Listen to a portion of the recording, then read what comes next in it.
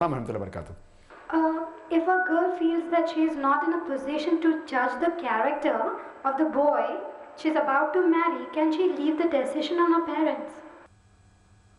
The question poses that can a girl who cannot judge the character of a boy she is willing to select, can she leave the decision on the parents? Very well, sir. There's no harm at all. She can trust the parents, she can take the guidance. In fact, taking guidance of the parents is mustahab. Unless you know that the parents are going against the Sharia, taking guidance is good from the parents, they are more experienced. Unless you have solid proof that the parents are not very much Islamically inclined and then you go against the wishes, that is fine. Otherwise, taking the advice is good, you should take. And amongst the 4 criteria which the Prophet said that a person looks for in marriage, one is beauty, second is wealth, third is nobility, fourth is virtue. And the Prophet said the best that you should look for is a virtuous spouse. And virtue is the most difficult to judge, sister. To judge beauty, you can very well judge. You can see the boy and you can immediately decide within a few seconds whether he's handsome or not. Same for the boy. If he wants to choose a wife, he can look at the girl, he can decide immediately within a few seconds whether she's beautiful or not.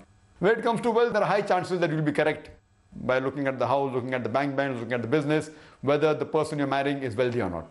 When it comes to nobility, you can look at the family history, at the family tree, you can come to know. The most difficult to judge, sister, is the virtue. There is a type of negative testing.